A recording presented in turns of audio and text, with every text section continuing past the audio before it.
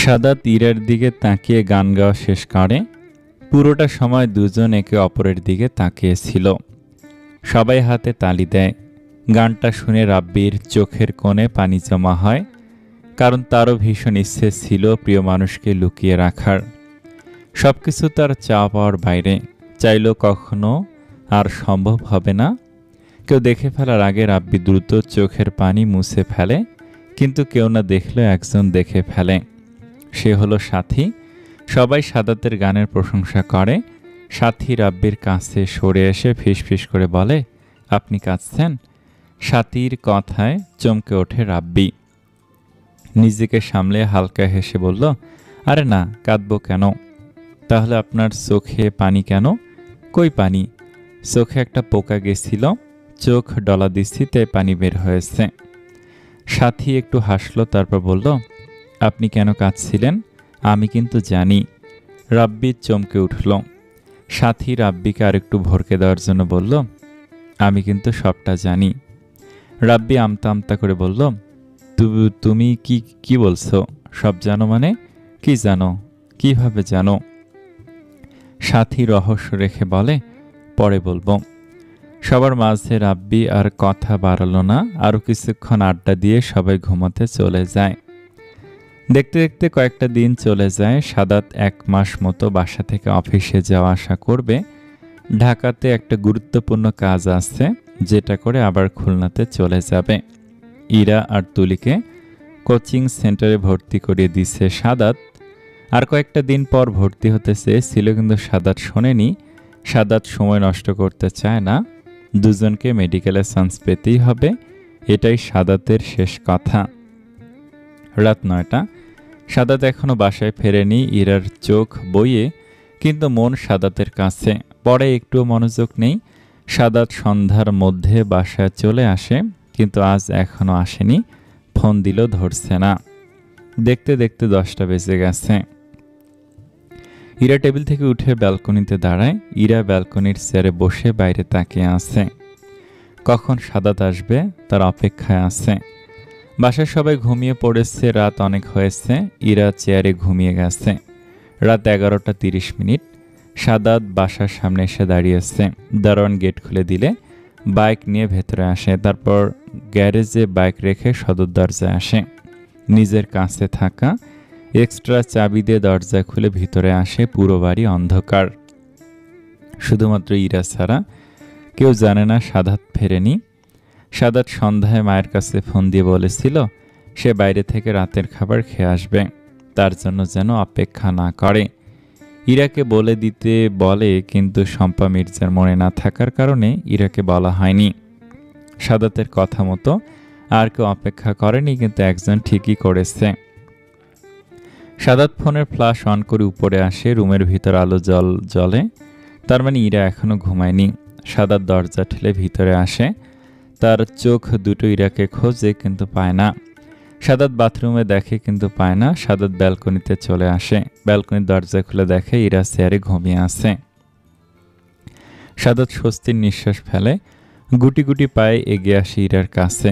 ব্যালকনির নীলচে আলোয় ইরার মুখ চকচক করছে। সাদাত কিছুক্ষণ ইরার দিকে তাকিয়ে থাকে। সারাদিনের ক্লান্তি মুছে যায় তার। সাদাত ইরাকে কোলে তুলে নেয়। ইরা ঘুমের ঘোরে সাদাতের গলা জড়িয়ে ধরে। সাদাত মুচকি হাসে। ইরাকে নিয়ে রুমে আসে সাদাত। তারপর বিছানায় শুয়ে দেয়। ইরা বিছানায় বিড়াল ছানার মতো শুয়ে আছে। সাদাত ফ্রেশ হয়ে রুমে আসে, তারপর নিজে বিছানায় শুয়ে পড়ে। এক হাতে ইরাকে বুকের সাথে মিশে নেয়। অতঃপর দুজনে ঘুমের দেশে পাড়ি জমায়। সকালে ঘুম থেকে সবার আগে ওঠে ইরা। সাদাতের হাতে থেকে নিজেকে ছাড়িয়ে ফ্রেশ হতে যায়। ফ্রেশ হয়ে নিচে নামে। ড্রয়িং রুমে কাউকে দেখছে না। ইরা কিচেনে গিয়ে নিজের জন্য 1 কাপ চা বানায়। তারপর সাদাতের জন্য 1 কাপ কফি বানায়। ইরা 2 হাতে চা আর কফি নিয়ে দোতলায় চলে আসে। রুমে এসে দেখে সাদাত বিছানায় নেই। বাথরুম থেকে পানির শব্দ পেয়ে বুঝতে পারে সাদাত গোসল করছে। ইরা কফি হাতে সাদাতের জন্য অপেক্ষা করছে।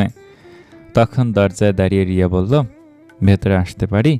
এত সকালে রিয়াকে দেখে অবাক হয় ইরা। অতঃপর ভদ্রতার খাতিরে বলল, আসুন আপু। রিয়া মুচকি হেসে ভিতরে আসলো। ইরার পাশে বসে বলে, ভাইয়ার জন্য কফি বানিয়েছ? জি আপু। রিয়া ভাবুক হয়ে বলল, তুমি জানো সাদ ভাইয়া কি কি খেতে পছন্দ করে? ইরা হালকা হেসে জবাব দেয়, অবশ্যই জানি, জানবো না কেন আপু। ও ভালো, তা ভাইয়া কোথায়? বলতে বলতে থেমে যায় রিয়া। রিয়াকে থেমে যেতে দেখে রিয়ার দিকে তাকায়। রিয়ার দৃষ্টি অনুসরণ করে তাকায়। সাদাত বাথরুম থেকে খালি গায়ে বের হচ্ছে। সাদাত এখনো দেখেনি বিছানায় রিয়া বসে। ইরার মাথা ধপ করে রাগ উঠে যায়। সাদাতকে এখনই কেন বের হতে হলো? সাদাত তাওয়াল দিয়ে মাথা মুছতে মুছতে সামনে আগাচ্ছে। যখন সে চোখ তুলে সামনে তাকায় তখন রিয়া তার দিকে ড্যাব ড্যাব করে তাকিয়ে থাকতে দেখে জল শক্ত হয়ে যায়। ইরা বুদ্ধি করে হাত দিয়ে রিয়ার চোখ বন্ধ করে ফেলে। সহসা চোখে কারোর হাত পরে চমকে ওঠে রিয়া। রিয়া বলে, আরে ইরা, চোখে হাত দিচ্ছ কেন? হাত সরা বলছি। ইরা হাত সরায় না। ততক্ষণে সাদাত একটি টি শার্ট পরে রুম থেকে বেরিয়ে যায়। ইরা হালকা হেসে বলল, সরাচ্ছি তো আপু, বলে হাত সরিয়ে নেয়। রিয়া ঝাপসা চোখে আশেপাশে তাকায়। ইরা বুঝতে পেরে মুচকে হাসে। অতঃপর বলল, কাকে খুঁজছেন আপু? রিয়া আনমনা হয়ে বলে, সাদকে দেখলাম, কোথায় গেল? ইরা অবাক হয়ে বলল, আপু আপনি সব কি বলছেন? ও এখানে আসবে কেমনে? ও তো রুমে নেই। সেই সকালে বের হয়েছে, এখনো আসেনি। কি বলছো? আমি এখনই দেখলাম যে। ভুল দেখছেন আপু। ও আচ্ছা, তুমি থাকো, আমি এখন আসি। আচ্ছা যান আপু। রিয়া চলে যায়। ইরার আগে দাঁড়িয়ে যায়। রুম থেকে বেরিয়ে তুলির কাছে যায়। তুলি রুম থেকে বের হচ্ছিল। ইরাকে দেখে বলল, কোথায় আসছো? তোমার কাছে যাচ্ছিলাম। কিছু কি হয়েছে? তোমাকে এমন দেখাচ্ছে কেন? আর বলো না, তোমার ওই শাকচুন্নি রিয়া আপু আমার বরকে চোখ দিয়ে গিলে খাচ্ছে। এরপর কিছু না কিছু করতেই হবে। একটা শিক্ষা না হলে এর কিছু হবে না। তুমি কি করতে চাইছো? যা করার আজ রাতেই করব, তুমি শুধু আমার সাথে থেকো। ওকে ভাবিজান। সাদাত আজ অফিসে যায়নি। আজকের দিনটা তার ছুটি। সাদাতের বাবা, চাচা আর দাদু বাসায় নেই, তারা গ্রামে গেছেন। ইসহাক মির্জার চাচাতো ভাই খুব অসুস্থ, তাকে দেখতে তিনজনে গ্রামে গেছেন। বাসায় শুধু সাদাত, ইরা, তুলি, রিয়া আর শম্পা মির্জা আছেন। রানু মির্জাও বাসায় নেই, তার বাবা ইদানিং খুবই অসুস্থ, তাকে দেখতে গেছেন। কদিন থেকে আসবেন। সন্ধ্যায় হাঁটতে বের হয়েছে সাদাত আর রাব্বি, বাসায় আছে বাকি কজন। রাতে রান্না শেষ করে শম্পা মির্জা রুমে রেস্ট নিচ্ছেন। রিয়া ছাদে বসে ফোনে কিছু একটা করছে। তুলি আর ইরা ছাদে এসে উকি দিয়ে দেখে। শয়তানি হেসে নিচে চলে আসে। নিচে এসে একটা বোতলে সরিষার তেল নিয়ে আবার উপরে আসে। রিয়া দোলনা থেকে উঠে ফোনে চোখ রেখে হাঁটছে। ছাদের এপাশ ওপাশ করে ঘুরছে আর ফোনে কথা বলছে। কথা শেষ করে ছাদ থেকে নামার জন্য পা বাড়ায়, কিন্তু রিয়া এটা ভাবেনি তার সামনে কি অপেক্ষা করছে। রিয়া হাসতে হাসতে সিঁড়ি বেয়ে নামছে। সে আজ ভীষণ খুশি, তার এতদিনের প্ল্যান এবার সফল হবে ভেবেই হেসে ওঠে। কিন্তু রিয়ার এই হাসি বেশিক্ষণ স্থায়ী হয় না। রিয়া গগনবিদারী চিৎকার করে ওঠে। রিয়ার চিৎকার শুনে রুম থেকে ছুট লাগায় ইরা আর তুলি। ইরা দৌড়ে এসে রিয়াকে ধরে। শম্পা মির্জা প্রায় ঘুমিয়ে গিয়েছিলেন। হঠাৎ কারো চিৎকার শুনে ধরফর করে উঠে বসেন। শব্দটা কোথা থেকে আসছে অনুসরণ করে রুম থেকে বের হন। রিয়া ব্যথায় চিৎকার করে কাঁদছে আর বলছে, ও আল্লাহ গো, আমার কোমর গেল, আমি আর সহ্য করতে পারছি না, খুব কষ্ট হচ্ছে। মম তুমি কোথায়? রিয়ার চোখ দিয়ে টপ টপ করে পানি পড়ছে। রিয়ার চোখে পানি দেখে ইরার চোখ টলমল করে, খুব মায়া হয়। ইরার এখন খুব অনুশোচনা হচ্ছে, কেন এমনটা করতে গেল? মেয়েটা তো খুব ব্যথা পেয়েছে। শম্পা মির্জা ঝড়ের গতিতে তুলি রুমে ঢোকেন। রিয়াকে ব্যথায় ছটফট করতে দেখে বুক কেঁপে ওঠে। তিনি রিয়ার কাছে বসে রিয়ার হাত ধরে বলেন, রিয়া মামনি, তোর এই অবস্থা হলো কি করে? তুই ব্যথা পেলি কেমনে? কি? রিয়া কান্নামাখা কণ্ঠে বলল, ফুপিমণি, আমি কিছু জানি না, তুমি প্লিজ কিছু করো, আমি ব্যথায় নড়তে পারছি না। আচ্ছা তুই একটু কষ্ট কর, আমি দেখছি কি করা যায়। শম্পা মির্জা ডক্টরকে কল দেয়। তারপর তিনি তেল গরম করে আনেন। তেলের বাটি তুলির হাতে দিয়ে বলে, একটু ধরতে। তুলিও ভদ্র মেয়ের মতো বাটি ধরে রাখে। তুলিও মনে মনে ভয় পাচ্ছে, বাই এনি চান্স তার মা যদি কিছু ধরে ফেলে তাহলে তার খবর আছে। ইরাকে অবশ্য কিছু বলবে না, সব রাগ তার উপরেই ছাড়বে। শম্পা মির্জা রিয়ার পায়ে আর কোমরে গরম তেল মালিশ করে দেয়। কিছুক্ষণের মধ্যে ডক্টর চলে আসে। ডক্টর রিয়াকে চেক আপ করে কিছু ঔষধ দিয়ে যায়, যেগুলো খেলে রিয়া সুস্থ হয়ে যাবে। সাদাত আর রাব্বি সদর দরজা দিয়ে ঢোকার সময় দেখে ডক্টরকে। অসময়ে বাসায় ডক্টর দেখে অবাক হয় দুজনে। ডক্টরের কাছে জিজ্ঞেস করলে বলে, একটা মেয়ে সিঁড়ি থেকে নামতে গিয়ে পা পিছলে পড়ে গিয়ে খুব আহত হয়েছে। ডক্টরের কথা শুনে সাদাতের দেহ স্যাঁত করে ওঠে। মনে একটা কথায় আসে, ইরা ঠিক আছে তো? ডক্টর চলে যায়। সাদাত দৌড়ে সিঁড়ি বেয়ে উপরে আসে। রুমে এসে ইরাকে না পেয়ে আরও ভয় পেয়ে যায়। তারপর রুম থেকে বের হয়ে তুলির রুমে আসে। রুমে এসে ইরাকে দেখে স্বস্তির নিঃশ্বাস ফেলে। বুকে জান ফিরে পেয়ে রাব্বি জিজ্ঞেস করে, কিভাবে অ্যাক্সিডেন্টটা হলো? সিঁড়ি তো কিছু থাকে না, বাসার প্রতিটা জায়গা সবসময় ক্লিন থাকে, তাহলে কিভাবে হলো? তুলিকে বলল, তুলি আমার সাথে আজ তো একটু। কোথায় ভাইয়া? ছাদে যাব। কিভাবে হলো দেখতে হবে না? এখনই কেন, পরে দেখলেও তো হবে। তুলির কথায় ভুরু কুঁচকে আসে সাদাতের। কিছুক্ষণ তুলির দিকে তাকিয়ে থেকে ইরার দিকে তাকায়। দুজনের মুখের রিয়াকশন একই। তাহলে কি? রাব্বি তুলিকে নিয়ে ছাদে আসে, কিন্তু সিঁড়ির মধ্যে তেমন কিছু দেখতে পায় না। নিরাশে ফিরে আসে। রুমে আসলে শম্পা মির্জা জিজ্ঞেস করলে বলে, তেমন কিছু নেই বড় মা, কিভাবে যে এমনটা হলো বুঝতে পারছি না। ডক্টর ওষুধ দেয়, রিয়া ঘুমিয়ে গেছে। সাদাত ইরাকে বলে রুমে আসতে। সাদাতের পিছন পিছন ইরা বের হয়ে যায়। কিছুক্ষণ পর রাব্বিও চলে আসে। শুধু থেকে গেছে শম্পা মির্জা। তিনি তুলিকে বললেন, আজ আমরা তিনজনে এক বিছানায় ঘুমাবো। তুলি মাথা নেড়ে হ্যাঁ বলে। সাদাত রুমে এসে দরজা বন্ধ করে দেয়। ইরাকে নিজের সামনে দাঁড়িয়ে জিজ্ঞেস করে, রিয়ার এই অবস্থার জন্য তোমরা দুজন দায়ী নয় তো? ইরা চমকে ওঠে, ইতস্তত করে বলল, আসলে বুঝতে পারছি এমনটা করার মানে কি। ইরা শক্ত চোখে সাদাতের দিকে তাকায়। সাদাত ইরার দিকে তাকিয়ে আছে। ইরা রাগ নিয়ে বলল, পরের জামাইয়ের দিকে তাকায় কেন? চোখ বন্ধ করে রাখতে পারে না? এমনভাবে তাকায় যেন চোখ দিয়ে গিলে খাবে। তাই বলে এই অবস্থা করবে? রিয়া কষ্ট পাচ্ছে তো। ইরা সরু চোখে তাকে বলল, দরদ উতলায় পড়ছে তাই না?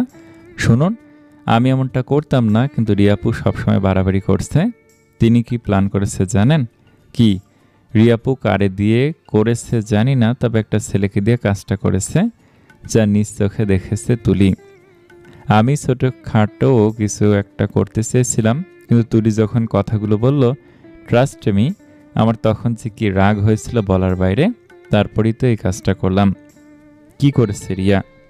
একটা ফেক ছবিতে আমার ছবি লাগিয়েছে, একটা ছেলের সাথে খুব ঘনিষ্ঠ মুহূর্তের ছবি, যা সম্পূর্ণ করেছে একটা অ্যাপস দিয়ে, কিন্তু ছবিটা দেখলে মনে হবে রিয়েল। এতক্ষণে হয়তো আপনার কাছে সব ছবি দেওয়া হয়ে গেছে। আপনার আর আমার সম্পর্কের মধ্যে ফাটল ধরাতে চায়, তার জন্য যা ইচ্ছা তাই করেছে। সাদাত রেগে বলল, এসব তুলি জানলো কি করে? আর এটা যদি রিয়া করে তাহলে ওকে আমি ছাড়বো না। কিন্তু তুমি যে সত্যি বলছো, এর প্রমাণ কি?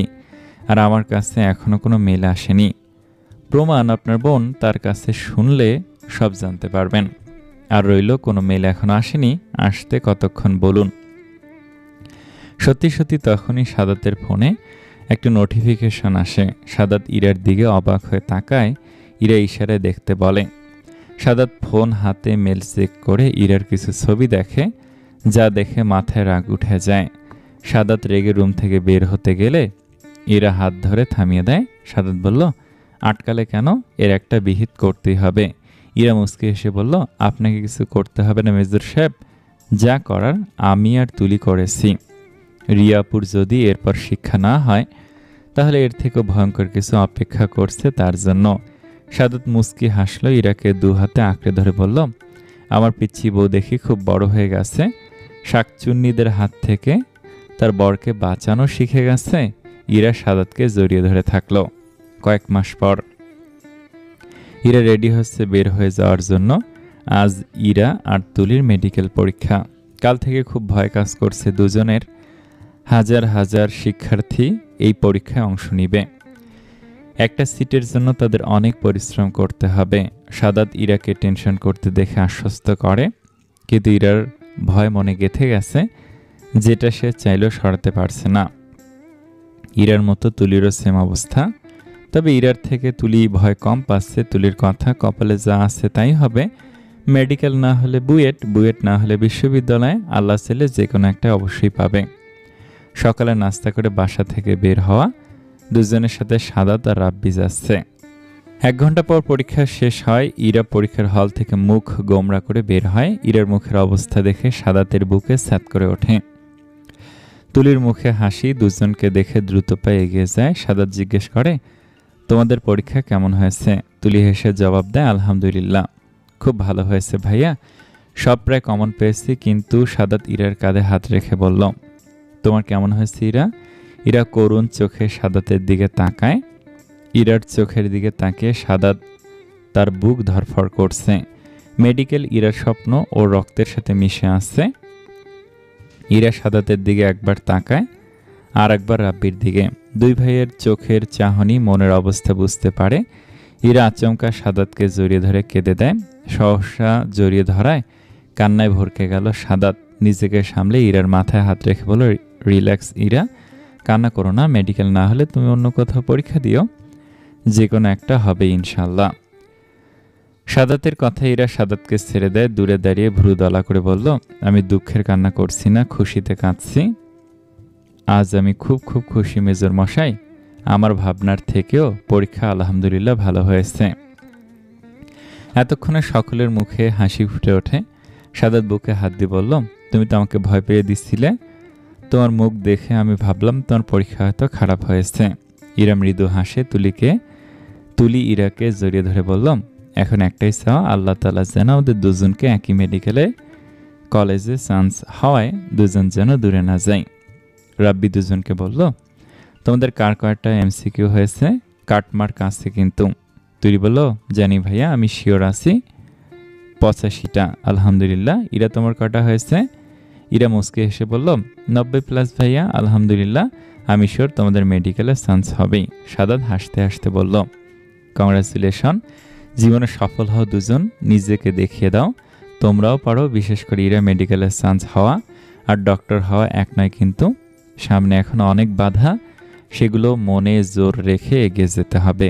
জি আচ্ছা, এবার বাসায় চলো, বাসায় সবাই অপেক্ষা করছে, আমাকে আবার খুলনা ফিরতে হবে। গাড়িতে মন খারাপ করে বসে আছে ইরা। সাদাত চলে যাবে, কবে আসবে জানেও না। ইরার মনে পড়ে যায় কয়েক মাস আগের কথা। সেদিন রাতে সাদাত তার মাকে সমস্ত ঘটনা খুলে বলে। সবটা শুনে শম্পা মির্জা স্তব্ধ হয়ে যায়। রিয়ার প্রতি যে ভালোবাসা ছিল সেটা ঘৃণায় পরিণত হয়।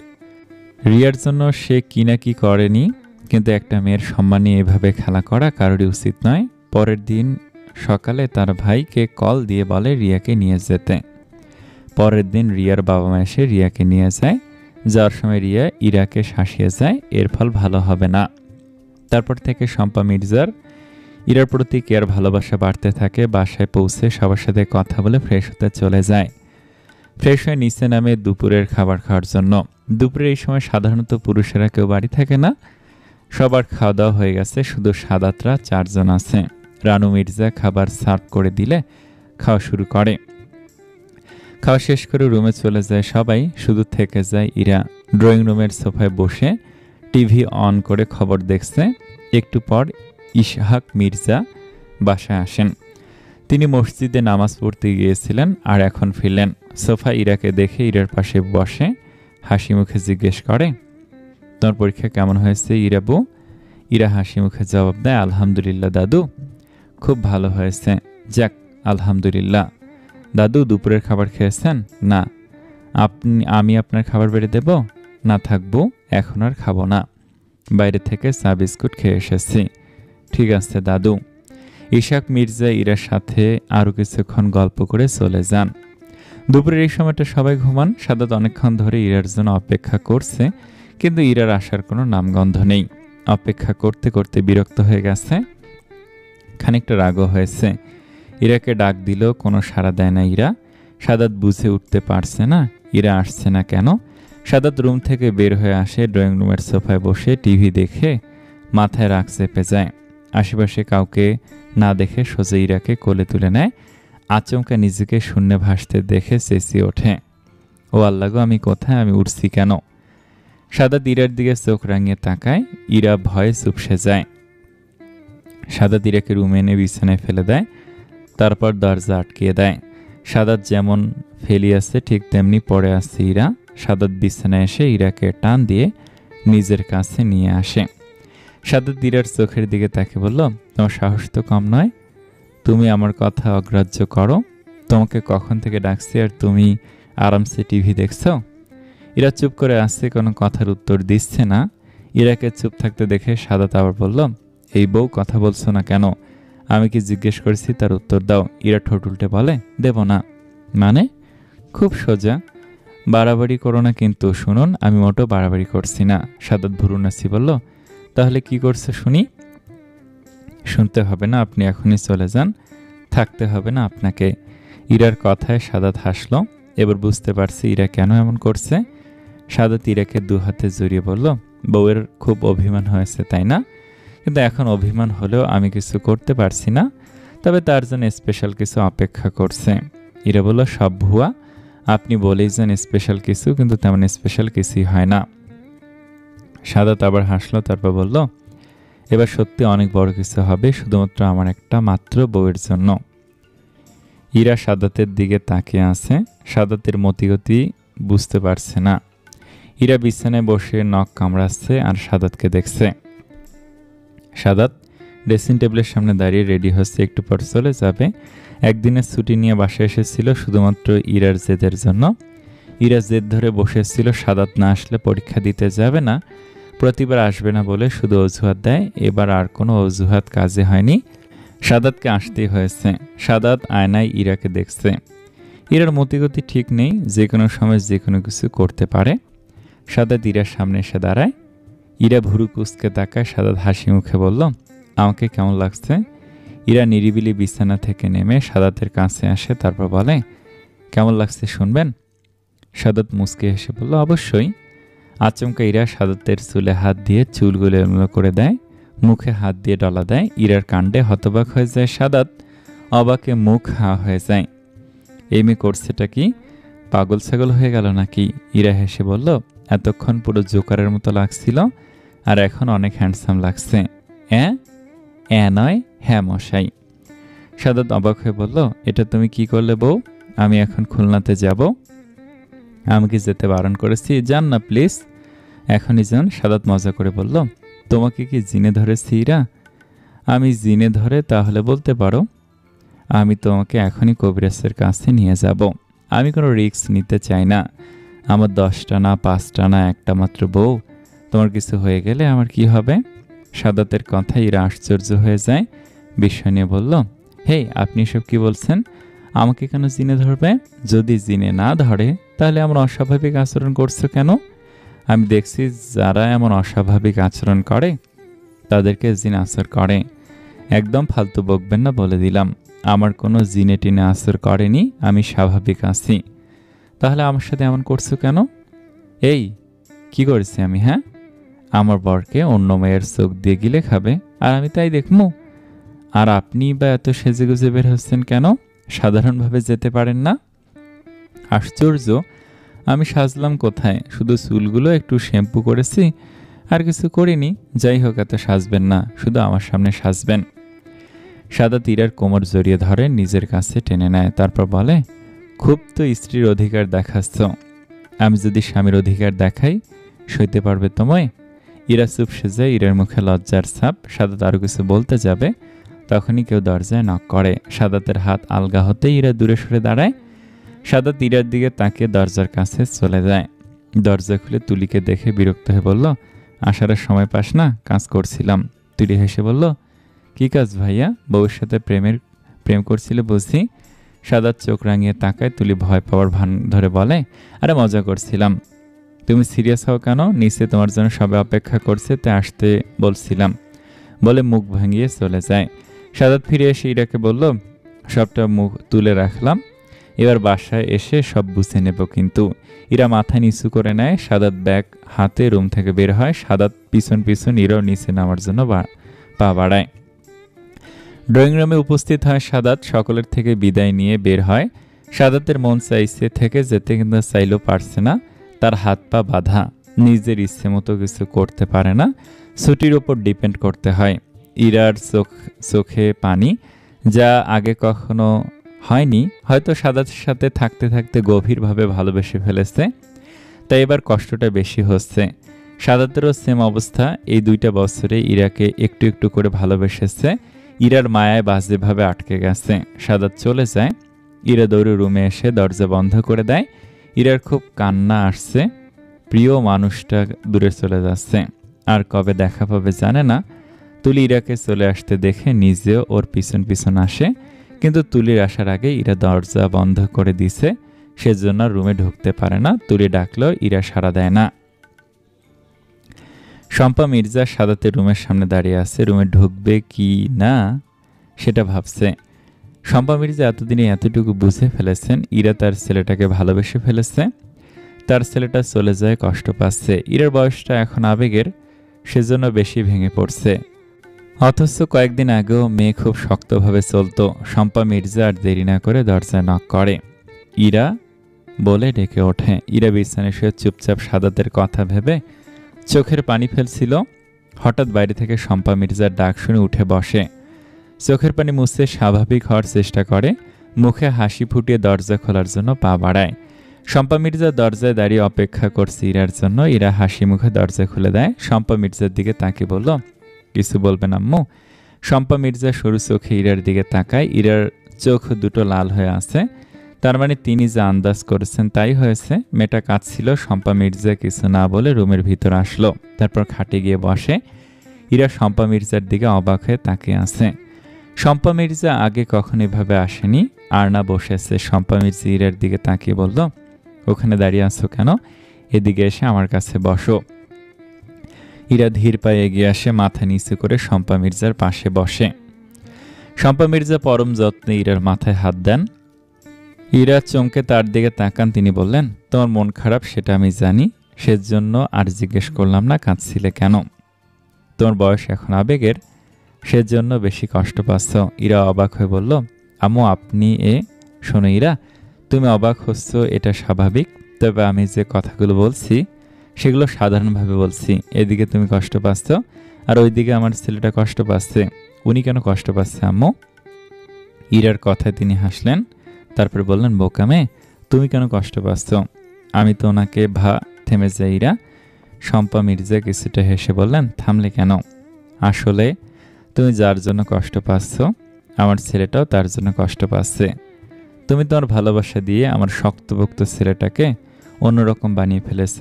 সাত আগে বছরে একবার বাসায় আসতো কিনা সন্দেহ, অথচ বাসায় আসতো।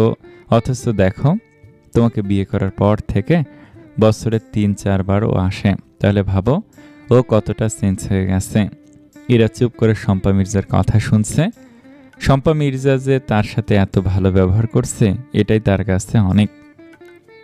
ইরা মুখ ফসকে বলে ফেলে, আম্মু আমাকে নিয়ে আপনার আর কোনো সমস্যা নেই না? মানে? শম্পা মির্জা গম্ভীর মুখে ইরার দিকে তাকায়। ইরা চুপসে যায়। শম্পা মির্জা যদি তাকে খারাপ ভাবে মুখ ফসকে বলে, এখন ভয় হচ্ছে। 3 দিন পর ইরার তুলি ড্রয়িং রুমে জুড়ে পায়চারি করছে। দুজনের চোখে মুখে ভয়, টেনশনের ছাপ। ড্রয়িং রুমের সোফায় ল্যাপটপ নিয়ে বসে আছে রাব্বি, দুজনের মেডিকেলের রেজাল্টটা দেখার জন্য। রেজাল্ট এখনও পাবলিশ হয়নি। শম্পা মির্জা, রানু মির্জা দুজনে অনেক বুঝিয়েছে, কিন্তু কোনো কাজ হয়নি। যতই তারা প্রশ্ন কমন পাক না কেন, রেজাল্টের সময় ভয় টেনশন হবেই। সাদাত বার কয়েক ফোন দিয়েছে, বারবার বুঝিয়েছে চান্স হয়ে যাবে, কিন্তু দুজন সেসব আমলে নেয়নি। এতক্ষণে রেজাল্ট পাবলিশ হয়ে যাওয়ার কথা, কিন্তু রাব্বি এখনো কিছু বলছে না। রাব্বি প্রথমে তুলির রেজাল্ট দেখে। তুলি রাব্বির মুখের দিকে তাকিয়ে আসছে। রাব্বি একবার তুলির দিকে তাকিয়ে আবার টাইপিং করে। তুলির রেজাল্ট দেখে মনে মনে হাসলো রাব্বি, তবে মুখে প্রকাশ না করে এবার ইরার রেজাল্ট দেখে। দুজনের রেজাল্ট দেখে দাঁড়িয়ে যায় রাব্বি। হঠাৎ রাব্বি দাঁড়িয়ে যাওয়া দেখে সবাই ওর দিকে তাকায়। ইরা কাঁপা কাঁপা গলায় বলল, ভাইয়া রেজাল্ট পাইছেন? রাব্বি গম্ভীর মুখে দুজনের দিকে তাকায়। রাব্বির তাকানো দেখে দুজনে ভয় পায়। রাব্বি গম্ভীর কণ্ঠে বলে, দুজনে তো বলেছিলে পরীক্ষা খুব ভালো হয়েছে, তাহলে রেজাল্টটা তো খারাপ হলো কিভাবে? রাব্বি শুধু এতটুকু বলছে, বাকি আর কিছু বলতে পারলো না। তার আগে ইরা কান্না শুরু করে দেয়। তুলি চুপচাপ দাঁড়িয়ে আছে। তুলি কাঁদছে না, কিন্তু ইরা খুব কাঁদছে। সহসা ইরার কান্নায় সবাই হতবাক হয়ে যায়। শম্পা মির্জা এসে ইরাকে সান্ত্বনা দেয়। কিছুতেই কিছু হয় না। রাব্বি জাস্ট হা হয়ে গেছে। ইরা কাঁদছে আর বলছে, আমার সব শেষ, এতদিনে তিলে তিলে করে গড়া স্বপ্ন এক নিমেষে শেষ হয়ে গেল। আল্লাহ, আমি তো খুব ভালো পরীক্ষা দিয়েছিলাম, তাহলে এমন হলো কিভাবে? রাব্বির মাথায় হাত। মেয়েটা পুরো কথা না শুনে পাগলামি শুরু করে দিচ্ছে। রাব্বি চিৎকার করে বলল, স্টপ ইরা, আমার পুরো কথাটা না শুনে তুমি অহেতুক কান্না করছো। আগে সম্পূর্ণ কথাটা তো শোনো। ইরা কান্না থামে রাব্বির দিকে তাকায়। রাব্বির কথা শুনে বলল, ভাইয়া আপনি তো বললেন পরীক্ষা তো খারাপ হলো কি করে, এখন আবার কি বলবেন? নিশ্চয়ই রেজাল্ট পরিবর্তন হবে না। মেয়ে মানুষ সবসময় বেশি বোঝে, তুমি তার জলজান্ত প্রমাণ। রাব্বির কথা শুনে ইশাক মির্জা বলেন, দাদু ভাই সবাইকে আর টেনশনে না রেখে এবার সত্যিটা বলো, ওদের অবস্থা দেখছো না কি? রাব্বি মাথা সিলকে হাসলো, তারপর চিৎকার করে বলল, ভাবিমণি, কংগ্রাচুলেশন, দোনো মেডিকেলে চান্স হয়ে গেছে। রাব্বির কথায় ইরা থমকে গেল, মুখে হাত দিয়ে চেপে ধরে রেখেছে, খুশিতে হাসছে, চোখে পানি মুখে হাসি। তুলি রাব্বির দিকে তাকিয়ে আছে তারটা শোনার অপেক্ষায়, কিন্তু রাব্বি এখনো পর্যন্ত কিছু বলেনি। তুলির এবার কান্না পাচ্ছে, এতক্ষণে নিজেকে ঠিক রাখলো, এখন আর পারছে না। তুলি কাঁদো কাঁদো গলায় রাব্বির হাত ধরে ঝাঁকে বলল, ভাইয়া আমারটা বলো। রাব্বি তুলির দিকে করুণ চোখে তাকায়। তুলির এবার যায় যায় অবস্থা, রাব্বির মতিগতি কিছুই ভালো ঠেকছে না। রাব্বি শুধু কাঁদানোর জন্য বসে আছে। তুলি চেঁচিয়ে বলল, খবরদার ভাইয়া, বলে তুমি আমাকে কাঁদানোর চেষ্টা করবে না। আমি কেমন পরীক্ষা দিয়েছি সেটা জানি, তাই মাথা থেকে ভুলভাল বুদ্ধি ঝেড়ে ফেলে আমার রেজাল্ট বলো আমাকে। রাব্বি যে একটু মজা করতে চেয়েছিল সেটা আর হলো না। তুলি বেজায় খেপে গেছে।